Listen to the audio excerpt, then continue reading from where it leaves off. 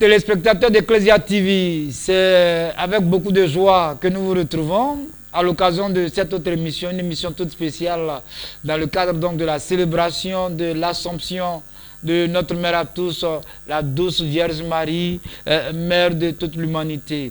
Et nous sommes aujourd'hui donc avec le père Alou Augustin, curé donc de la paroisse Sainte-Thérèse d'Avila, de la cité Maca, qui nous fait toujours, comme je le dis, la paternité d'être très souvent avec nous, parce que justement, il nous a confié qu'il est prêt pour la mission, et il est là, il est près de Jésus-Christ, il est donc prêt pour l'Église, et toutes les fois que nous voudrons bien le solliciter, mais il se fera donc un véritable plaisir d'être avec nous. Donc, avant tout le monde, tous, je voudrais lui souhaiter la bienvenue ici à Ecclesia TV, dans ce studio qu'il connaît très désormais. Merci beaucoup pour l'invitation. Merci beaucoup, Père Alou Augustin, pardon, pour votre disponibilité légendaire. Mais nous sommes également avec un centre de l'Éternel qui nous accompagne aujourd'hui dans le cadre de cette émission spéciale, c'est l'Assomption de la Vierge Marie. Et il a donc accepté, lui aussi, en tant qu'enfant de la Vierge Marie, d'être avec nous pour qu'ensemble nous puissions proposer à l'humanité la Dame de tous les peuples. Merci donc au centre Emmanuel de la Croix Triomphante. Nous allons donc inviter le centre Emmanuel donc de la Croix Triomphante de bien vouloir accompagner ces instants-là.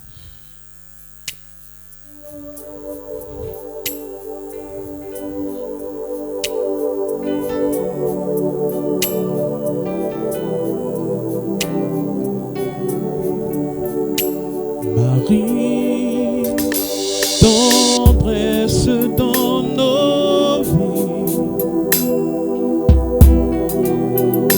Marie, chemin qui mène à lui. Ton lui fleurit dans notre vie. Merci pour ce cadeau béni. S'il te plaît, Vierge Mère,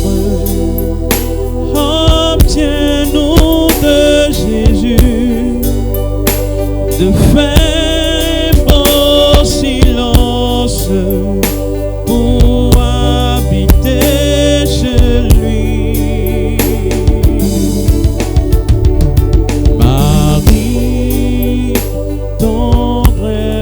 Dans nos vies,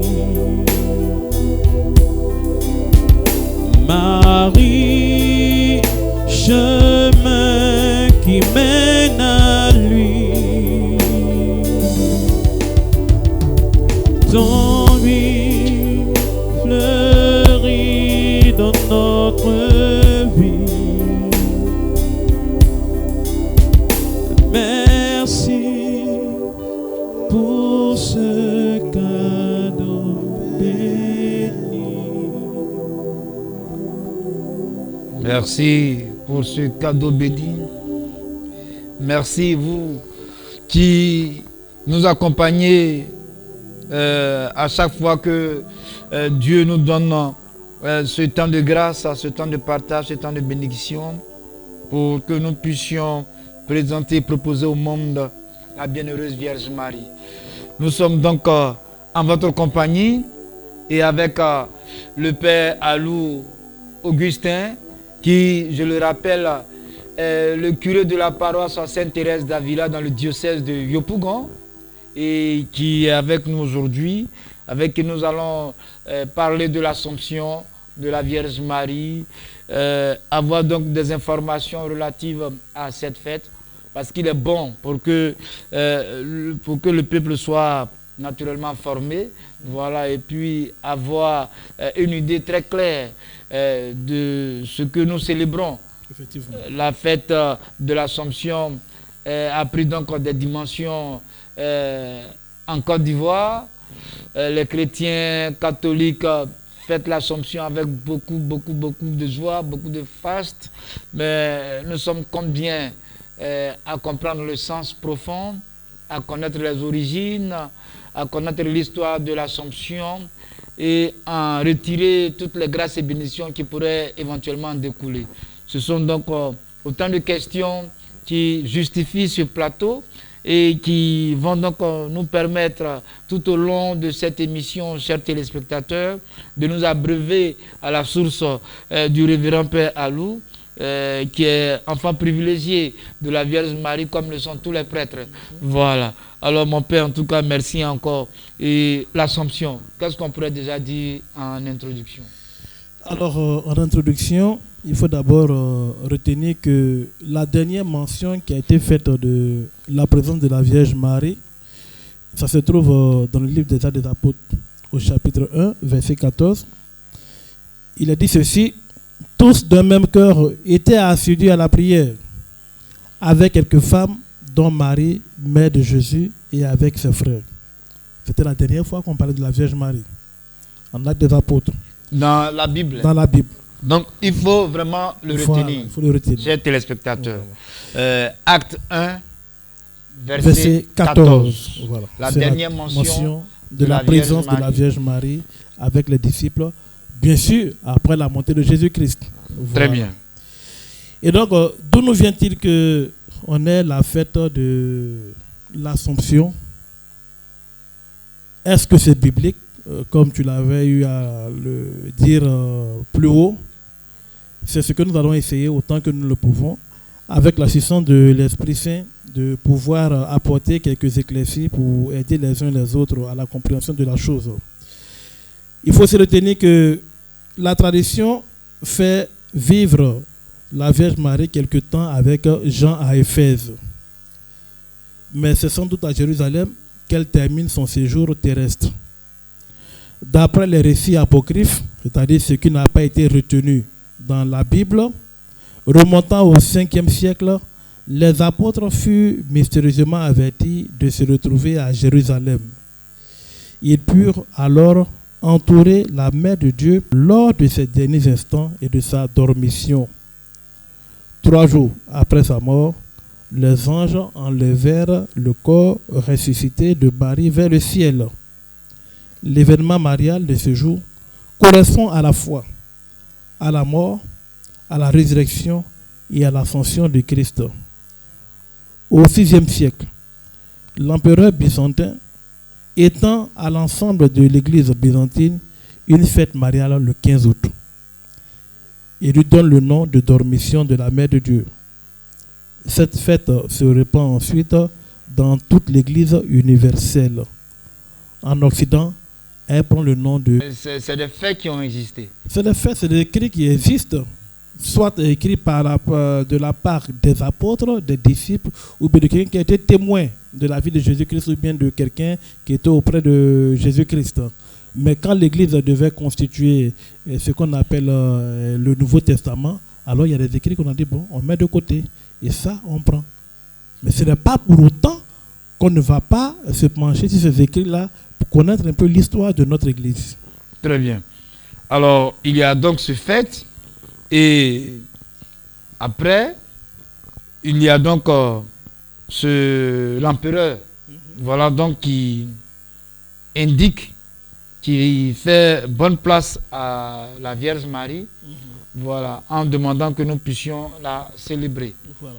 Et donc, le terme à l'origine, c'était la dormition. La dormition, donc dormition, on nous voit déjà dormir, en fait, tu vois. Donc, la dormition de la Vierge Marie, qui parle du fait qu'elle est morte et elle est couchée. Voilà, c'est comme ça on voit la chose. Donc, avec les orthodoxes, ils ne parlent pas d'Assomption. Eux, ils parlent de dormition. Mort de la Vierge Marie. Et puis, l'Église parle de Assomption parce qu'elle a été enlevée et elle est montée. Mais les deux thèmes traduisent la même chose. Renvoie donc à la même réalité. Parce que vous ne trouverez pas la tombe de la Vierge Marie jusqu'à aujourd'hui, comme pour Jésus-Christ.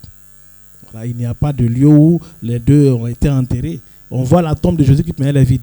Donc c'est la même chose comme la Vierge Marie. Il y a eu la salle où elle a été couchée, où elle est morte. Et puis 3 jours plus tard, alors les anges l'ont emportée. Amen. Chers téléspectateurs, nous parlons d'Assomption le père donc Alou Augustin a introduit le sujet et nous y allons parce que ça devient déjà très intéressant.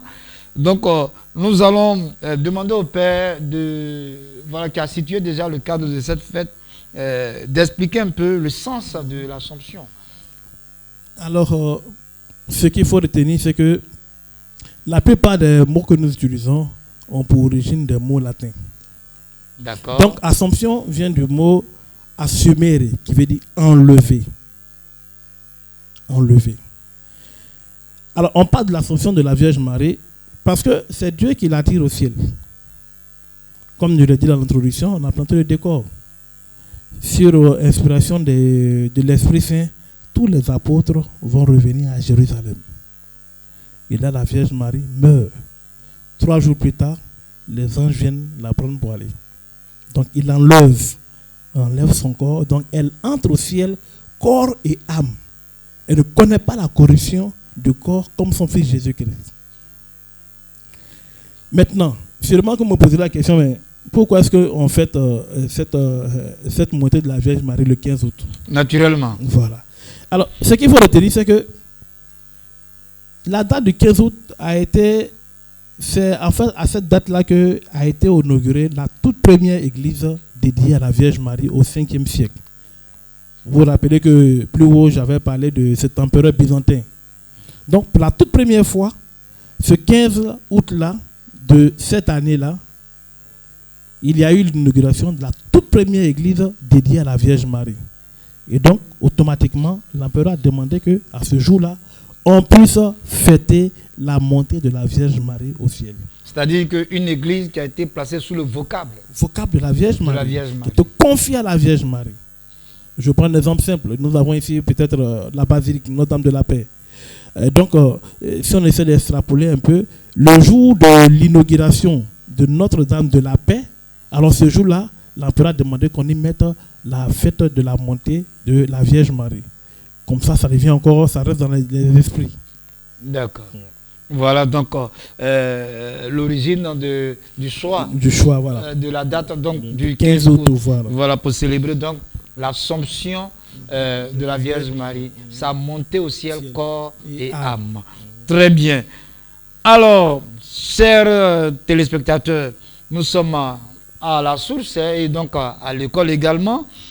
Et je me fais votre porte-voix pour ne pas cuisiner le révérend, mais pour lui arracher bon nombre d'informations pour notre propre formation. Alors, il nous a un peu exposé donc en introduction l'origine de la fête, le choix donc de la date, et puis quelques précisions donc au niveau de la Bible. Alors, révérend Père, est-ce qu'il est possible de nous clarifier un peu ces thèmes-là, Assomption, Ascension, parce que même dans votre introduction, il a été fait recours au mot Ascension de Jésus-Christ. Donc déjà, pour éviter que nous puissions, nous, téléspectateurs, commencer à nous installer malheureusement dans une confusion, il va falloir nous y aider. Assomption, Ascension. Ascension. J'avais déjà défini le mot Assomption qui vient du latin assumere, qui veut dire enlever. Donc enlever, ce n'est pas de toi-même. Donc il y a eu une participation, il y a eu une collaboration. Vous vous rappelez que dans ce que j'ai dit, ce sont les anges qui enlèvent la Vierge Marie. Dans l'ascension, c'est le Christ lui-même qui pose l'acte. Donc lui-même qui monte au ciel. Donc ce ne sont pas les anges qui viennent enlever son corps pour aller.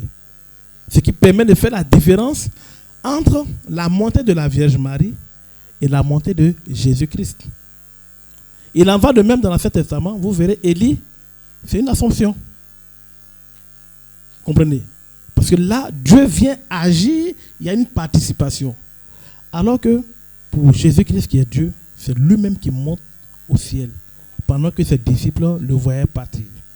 Et c'est pourquoi déjà, après le 5e siècle, quand nous sommes arrivés au 12e siècle, les théologiens ont voulu qu'il y ait cette différence entre les deux mots. À cause des natures. Jésus qui a la nature divine et la Vierge Marie qui a la nature humaine.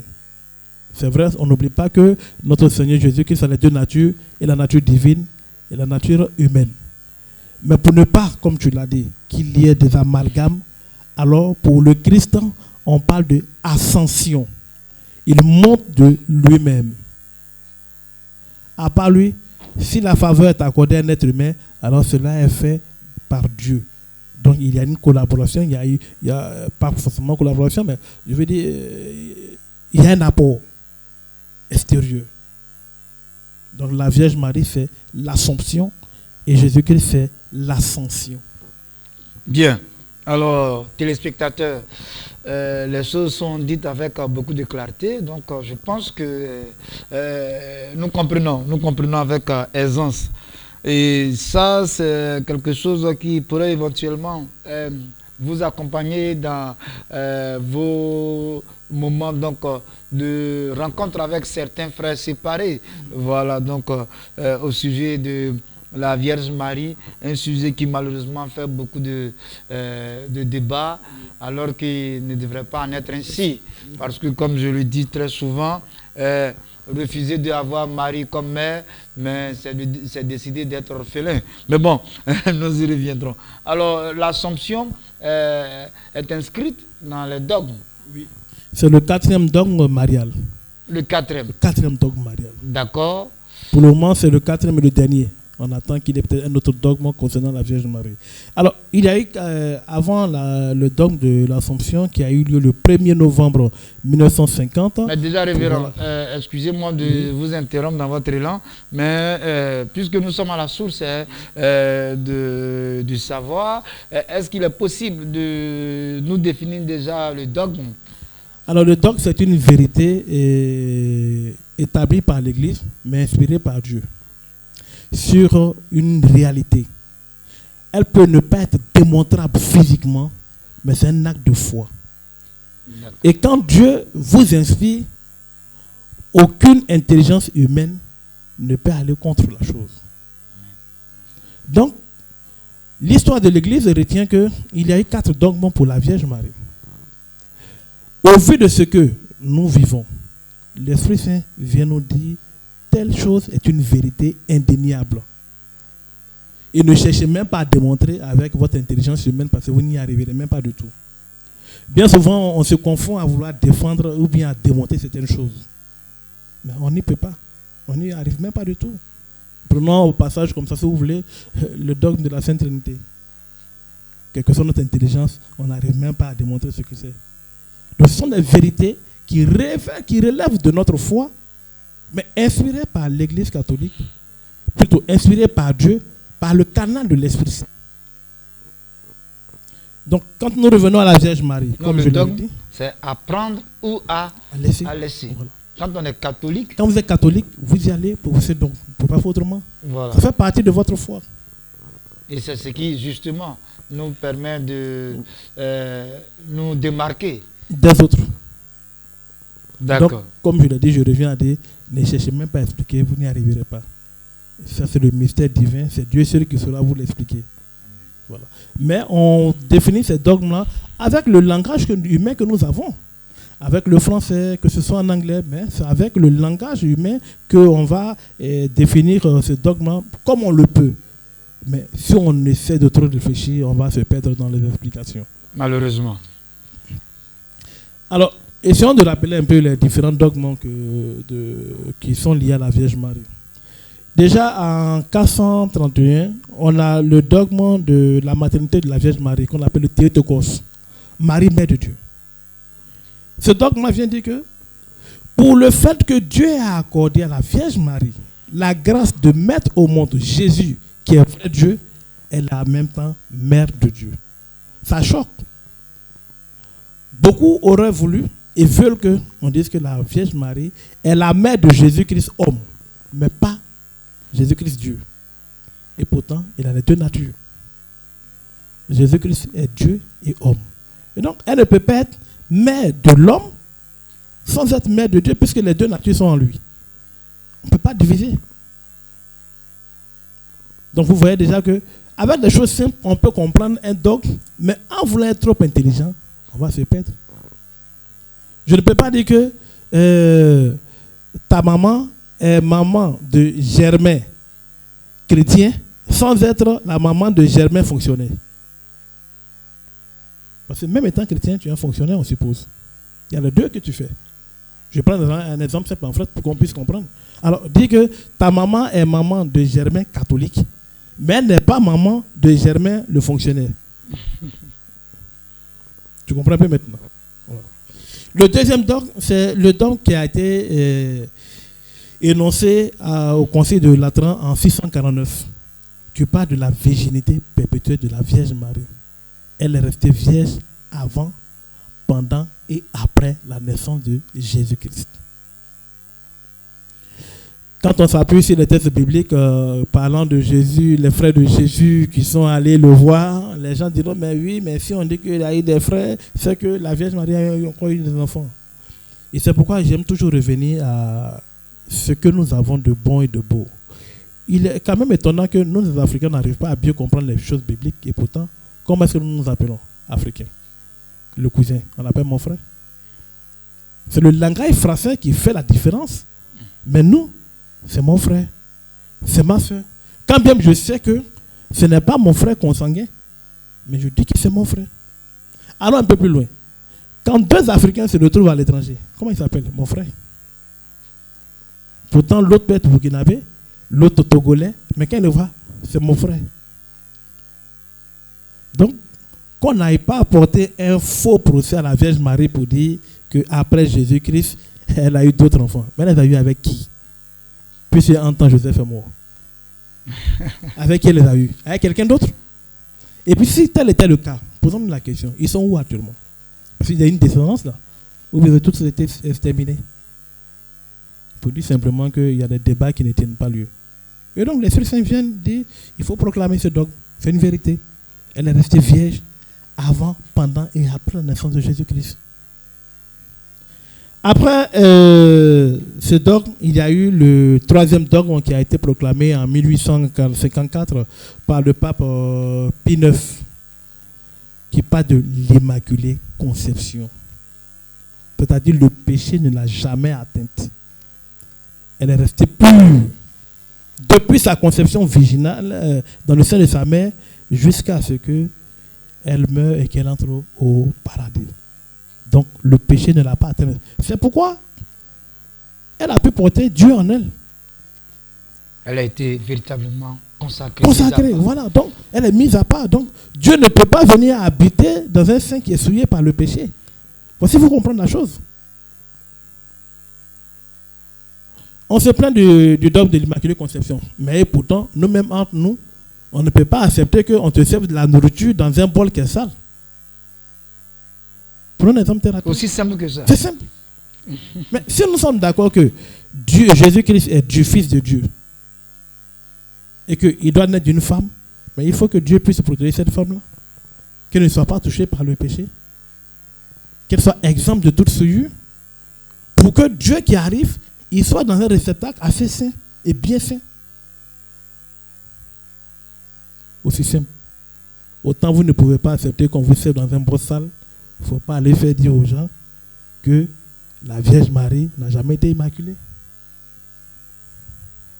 Et puis donc c'est après ces trois dogmes-là que en 1950 maintenant, le 1er novembre 1950, alors le pape Pie XII va proclamer dans une constitution apostolique le dogme de l'Assomption. Et il dit ceci: nous proclamons, déclarons et définissons que c'est un dogme divinement révélé que Marie, l'Immaculée, Mère de Dieu, toujours vierge, à la fin du cours de sa vie terrestre, a été élevée en âme et encore à la gloire céleste. On pourrait dire peut-être que ce dernier dogme-là, c'est le résumé de tout, des trois premiers. Immaculée, vierge. Ça reprend les deux autres dogmes au-dessus plutôt. Donc le quatrième dogme qui est là et qui nous permet de bien comprendre la solennité d'aujourd'hui qui est 15 août, c'est pour dire que ce n'est pas l'Église qui se lève d'elle-même pour faire les choses. Mais, Dieu travaille. Justement, dans la proclamation du pape Pie XII, dans la constitution donc apostolique, Munophi Saintissimus Deus, c'est ça. Hein? J'espère que je prononce correctement avec la grâce de Dieu et le don donc du Saint-Esprit. Voilà. On sent toute la solennité dans cette proclamation. Hein, parce que vous l'avez indiqué tout à l'heure. Nous proclamons, déclarons et définissons. Voilà, donc vraiment, il y a cette majesté-là qui accompagne cette proclamation. Et déjà, cela même inaugure l'Assomption. Mais ce n'est pas ça seulement. L'histoire retient que pour que le pape puisse proclamer ce dogme-là, il a posé la question aux évêques du monde entier. Et 90% des évêques ont dit elle est montée corps et âme. C'est pour dire quoi? C'est pour dire qu'il est le pape, il est souverain. Mais il s'est adressé à ses collaborateurs du monde entier. Chacun donne son avis. On n'a pas tous l'unanimité, mais 90% c'est beaucoup. Hein. C'est pour dire que déjà l'Esprit Saint avait déjà travaillé les uns et les autres à cette réalité. Et donc le pape ne peut que recueillir les avis des uns et des autres. Lui, il est convaincu. Mais est-ce que les autres pensent la même chose que lui? Alors donc, je me tourne vers eux pour leur poser la question de ce que je pense. Et voilà que pratiquement tous disent la même chose. Il dit, mais c'est que c'est l'Esprit Saint. Et donc maintenant, il s'assoit sur sa chair et il parle et il proclame.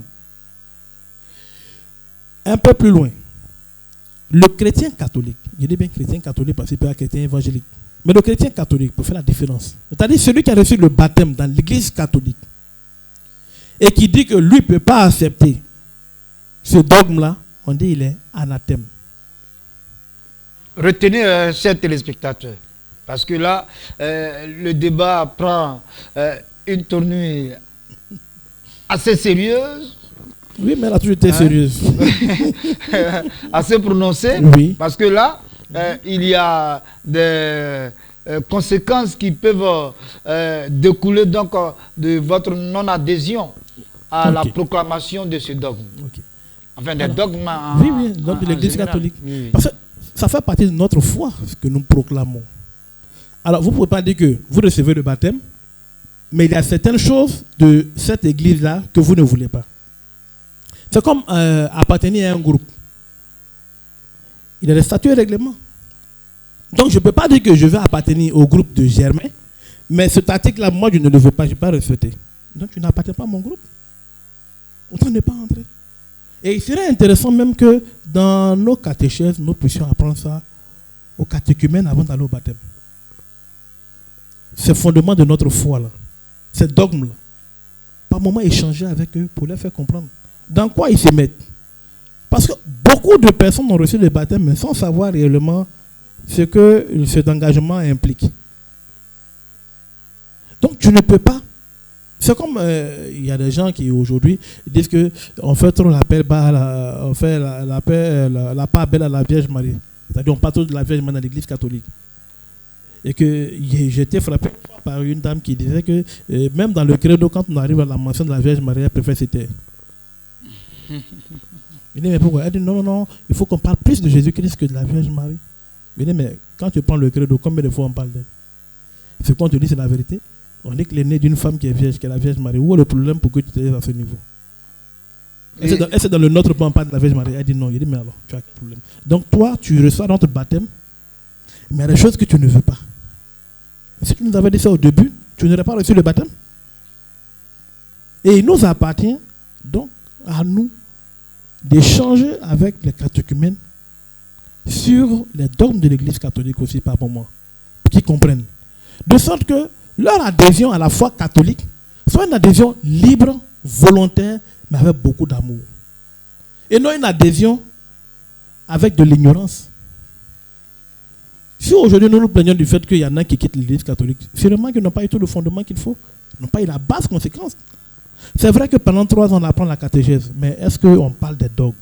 Est-ce qu'on décline des dogmes à ces catéchumènes? Est-ce qu'on échange avec ces jeunes-là, même ces personnes adultes, pour que ces personnes-là comprennent avant d'aller au sacrement du baptême.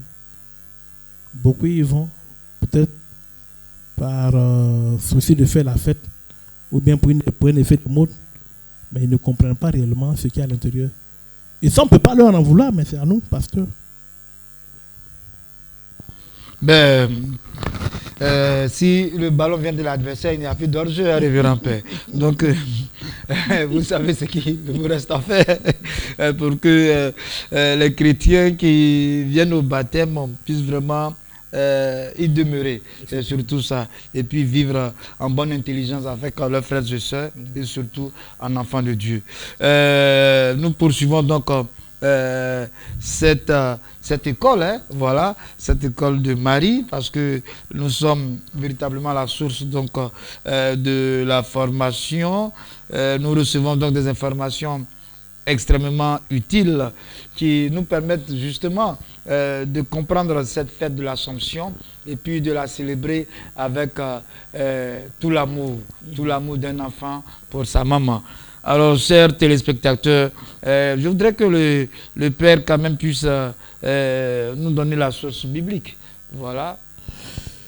Alors, effectivement, quand on lit le livre de l'Apocalypse, tout le chapitre 12, on y verra que c'est là qu'on fait mention de l'Assomption de la Vierge Marie. J'essaie de résumer un peu tout le chapitre. Il dit ceci: une femme qui est enceinte s'est retrouvée quelque part au désert et elle devait enfanter. Et puis il s'est trouvé que Satan était là. Il attendait que la femme accouche pour dévorer l'enfant. Et quand elle a accouché, on a enlevé l'enfant, on l'a envoyé au désert. Et après, ça continue pour dire: des nuées, une femme descend couronnée d'étoiles. Donc déjà la femme accouche, l'enfant est enlevé, la femme est aussi enlevée. Et après elle redescend couronnée de 12 étoiles. Ça fait le résumé de nos chants, nous. Un grand signe apparut dans le firmament. Une femme vêtue de l'éclat du soleil. Elle marchait sur la lune, couronnée de 12 étoiles. Chers téléspectateurs, on vous le promet, ce chant à la fin de l'émission. Voilà, vraiment dans un rythme très enlevé, 4-4. Voilà. On demande au centre donc vraiment de s'apprêter pour ces instants-là, parce que on va danser. Le Père a donné le temps, on va danser. Donc ça veut dire simplement que la Bible en parle. Rien ne se fait au hasard au niveau de l'Église catholique. Vous pouvez ne pas trouver le mot qu'il faut pour dire mais on n'en parle pas. Mais quand même, soyons sérieux. Même quand on prend les évangiles, le Christ apparaît à beaucoup de signes. Voilà le problème. Le Christ apparaît beaucoup plus avec les signes, avec les symboles, avec des proverbes. Mais est-ce qu'on ne peut pas demander à l'Esprit de nous éclairer pour qu'on puisse comprendre? Parler comme quelqu'un dit, c'est peut-être parce qu'il a parlé à beaucoup de proverbes, comme on n'a pas compris, qu'on l'a crucifié. Oui, mais même s'il a parlé à beaucoup de proverbes, mais Dieu nous donne l'intelligence et donc avec l'humilité, il nous éclaire. Bon, écoutez, Dieu, ton bonhomme là, il a parlé à des signes, je ne comprends pas, mais qu'est-ce que je dois comprendre? Si tu as fait tu comprendras. Qu'est-ce qu'on disait? Il parlait à tout le monde en proverbe, mais à ses disciples, il expliquait tout. Parce qu'il est forme pour demain. Nous sommes disciples de Jésus-Christ aujourd'hui. Est-ce qu'on se laisse former? Quelle que soit la religion à laquelle on appartient, à partir du moment où on se dit chrétien, donc il faut demander à l'Esprit de nous éclairer sur les passages bibliques pour comprendre les choses. Et c'est l'humilité simplement qui permet de comprendre les choses divines. Ce n'est pas l'orgueil, ce ne sont pas les diplômes. Non, c'est l'humilité. D'accord. Alors nous allons donc permettre au Père de souffler. Nous sommes déjà à la célébration de l'Assomption, hein, et donc demander au chantre Emmanuel de la Croix Triomphante de nous donner un autre chant Marie, tout en vous réservant vraiment ce chant Maria là pour la fin.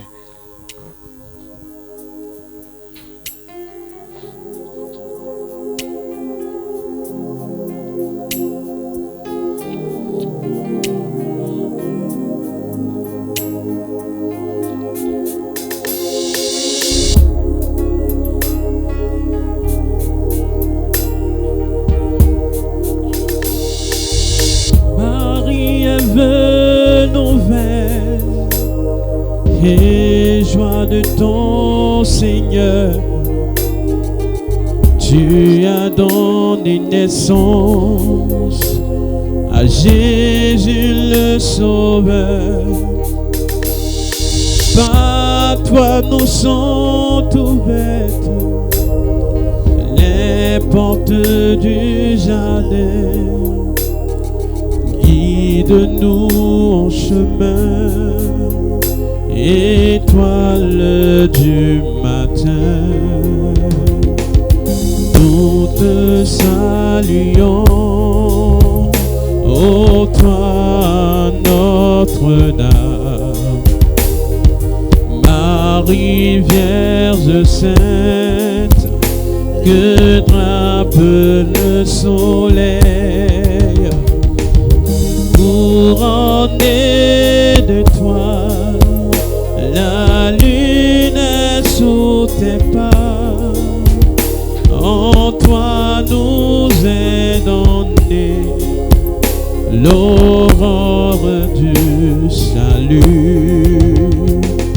Couronnée de toi, la lune est sous tes pas. En toi nous est donnée l'aurore du salut.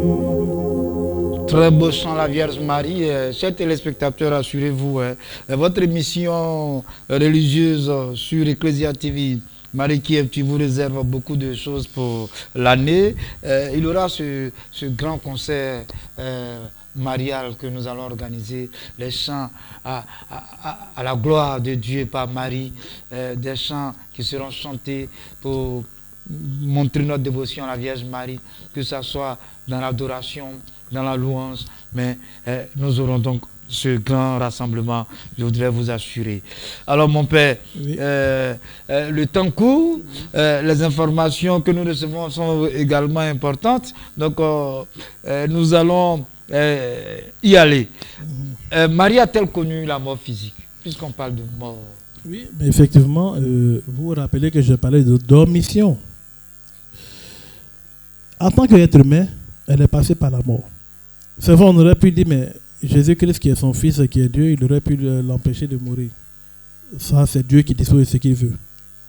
Puisqu'il a accordé cette grâce à Élie, il n'a pas connu la mort, il est monté. Mais ça, c'est Dieu qui fait ce qu'il a à faire. Ce n'est pas à nous de venir lui dire, mais pourquoi tu as été injuste? Oui, la Vierge Marie a connu la mort. Et rappelez-vous ce que j'ai dit. Les disciples étaient disséminés de par le monde pour l'évangélisation. Mais par l'action de l'Esprit Saint, ils sont retrouvés tous à Jérusalem pour assister la Vierge Marie qui mourait.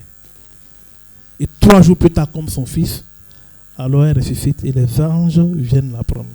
Dans un document apocryphe que vous lirez, ça peut se trouver, les témoins, ça peut se trouver avec les saints, les mystiques, tout et tout. Je me rappelle que j'avais lu, il y a de cela pratiquement 6 à 10 ans, j'ai lu comme ça un document apocryphe qui parle de témoins de Saint Jean sur la mort et l'assomption de la Vierge Marie. Il disait ceci, et j'essaie de résumer un peu, qu'ils sont retrouvés, et donc la Vierge Marie était dans sa chambre à elle. Il est comme le fils qui lui a été confié au pied de la croix, donc il est toujours avec elle. Et donc ils ont échangé, et puis la veille de sa mort, elle a échangé avec lui pour lui dire, mais j'ai l'impression que tu n'es pas heureux, tout. Il avait un pressentiment. Et le lendemain, bon, il disait à Susan qu'elle avait l'habitude de ranger ses affaires. Donc le lendemain, il n'entend pas de bruit, il n'y a rien du tout. Donc il toque à la porte, personne ne répond. Deuxième fois, personne ne répond. Il entre, elle est inerte. Il a commencé à pleurer. Il a pleuré. Et puis, il n'a pas fait cas de la chose, on dirait, de manière publique, pour dire que la Vierge est décédée. Mais il est resté en prière. Et voilà que 3 jours plus tard, il sent un parfum de rose. Donc, pendant qu'il était accoudé à faire quelque chose, en sentant ce parfum-là, au moment d'où il levait les yeux, il voit que le corps est enlevé, il y a des anges. Mais avec c'est-à-dire le ciel s'est ouvert. Il a vu Jésus-Christ qui tend la main à sa mère et qui est en train de monter, accompagné des anges. Amen. Ça, c'est ce qu'on appelle le document apocryphe. Ce n'est pas retenu dans la Bible que nous avons. Mais comme je l'ai dit au début, ce n'est pas mauvais que de prendre connaissance de ces gens d'écrits-là pour nous aider. Effectivement, la Vierge Marie est morte. Mais, il faut préciser, elle n'a pas connu la corruption du corps. Très bien. Et ça, c'est clair. Alors, l'Assomption, à quoi nous renvoie-t-elle? Quelle interpellation? Alors, l'Assomption de la Vierge Marie vient simplement nous dire que, ou bien vient nous rappeler ce pourquoi Dieu nous a créés. C'est pour le paradis en fait. Même si en cours de route il y a eu ce qu'on appelle la chute d'Adam et Ève, mais Dieu nous crée pour le paradis. Quel que soit ce que nous aurons à faire comme chute, il faut nous rappeler que nous devons nous battre, nous relever pour un but, entrer au paradis. Et donc l'Assomption de la Vierge Marie, c'est simplement un appel que Dieu lance pour dire: j'ai permis à mon fils d'entrer auprès de moi. Quand il mourait, il y a eu beaucoup de résurrections. Aujourd'hui, par la Vierge Marie, qui est être humain à 100% et qui entre auprès de moi aussi, vous êtes appelés à la rejoindre. Et donc, elle vous a été donnée en cadeau au pied de la croix. Donc, si vous la recevez réellement dans votre cœur, dans votre âme, dans vos maisons, partout où vous trouvez comme votre mère pour vous guider, vous aider, vous aussi, vous aurez droit à ce cadeau. Voilà un peu ce que la fête de l'Assomption nous propose aujourd'hui. Nous fêtons la Vierge Marie aujourd'hui qui monte en son corps et en son âme auprès de son Fils. Nous aussi, nous sommes appelés à entrer au paradis, mais seulement avec notre âme, puisque notre corps connaîtra la corruption, sauf si Dieu veut nous donner cette grâce de vivre comme la Vierge Marie fait une Assomption et comme elle. Dans sa souveraineté, il peut tout. Il peut tout. Alors, mon père, je sais également que pour les questions donc des défunts, vous avez un regard très compatissant. Voilà. Vous en avez pratiquement même fait un ministère. Voilà. Alors, je voudrais donc, pendant que vous êtes avec nous sur ce plateau, vous demander un peu l'Assomption pour les défunts. Les jours et les fêtes qui sont dédiées à la Vierge Marie, selon la révélation, elle descend au purgatoire pour permettre, pour d'abord soulager beaucoup d'entre elles qui y sont et permettre à beaucoup aussi d'entrer au paradis. Mais il y a aussi l'autre volet de ces défunts-là qu'on appelle les âmes errantes et captives, où la Vierge Marie apparaît pour pouvoir les attirer vers le purgatoire afin d'entrer au paradis. Et donc l'Assomption, qui est la montée de la Vierge Marie, c'est aussi l'occasion que la Vierge Marie aura pour pouvoir descendre encore au purgatoire, continuer la mission qui lui a été confiée. Parce que cette mission qui lui a été confiée au pied de la croix, de Christ dit, voici ton fils, c'est toute l'humanité qu'elle reçoit. Donc, que vous soyez vivant, que vous soyez mort, elle se bat pour que vous entrez vous allez vers Dieu, vous allez au paradis. Et donc, à la solennité de l'Assomption aujourd'hui, beaucoup d'âmes iront au paradis. Beaucoup d'âmes quitteront leur stade pour évoluer vers une purification. Et beaucoup d'âmes errantes qui accepteront la présence de la Vierge Marie, son apparition, pourront entrer au purgatoire pour finir leur purification et puis entrer au paradis. Un grand jour donc de grâce. Grand jour de grâce. Donc il serait intéressant que les chrétiens demandent beaucoup des messes pour les défunts ce jour-là. Voilà, donc surtout aujourd'hui, vraiment, voilà. Il faut qu'on demande des messes pour nos défunts.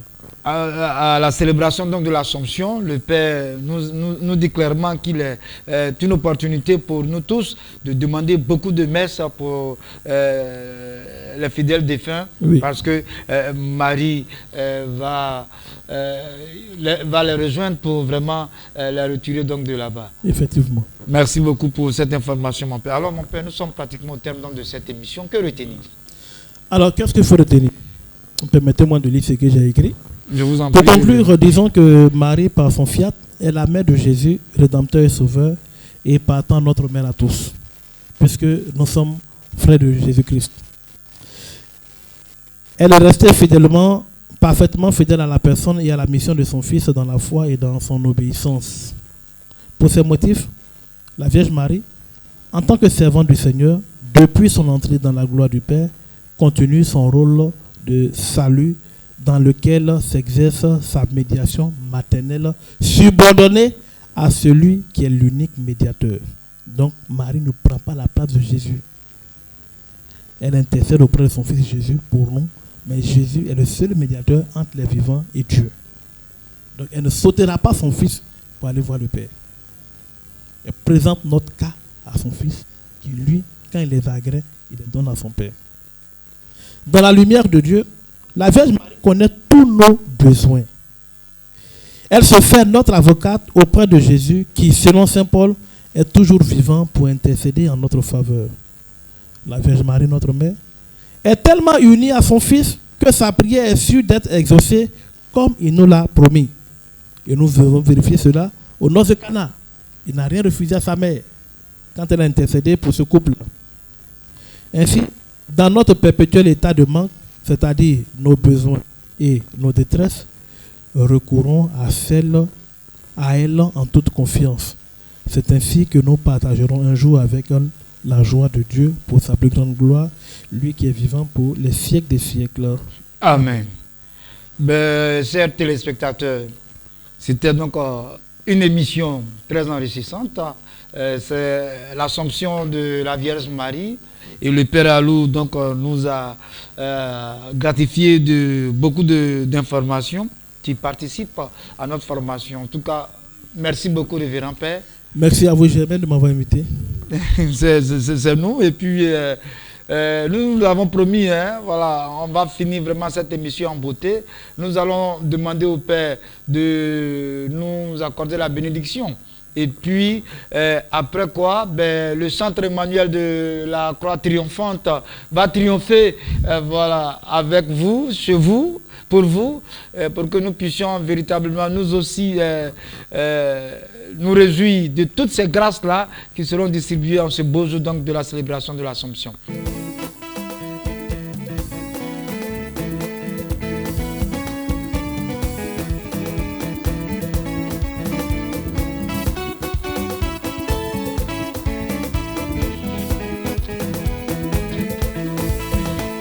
Un grand signe apparu dans le firmament, une femme vêtue de l'éclat du soleil. Elle marchait sur la lune couronnée de 12 étoiles. Elle marchait sur la lune couronnée de 12 étoiles.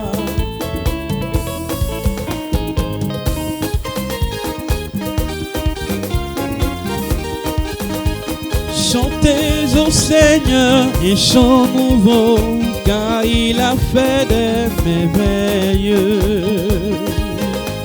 Un grand signe apparu dans le firmament, une femme vêtue de l'éclat du soleil. Elle marchait sur la lune couronnée de 12 étoiles.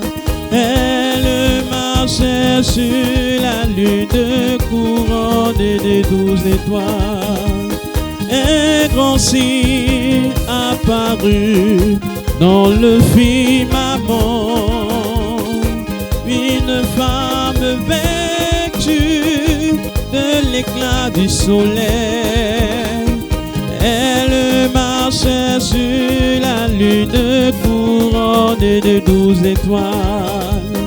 Elle marchait sur la lune couronnée de 12 étoiles.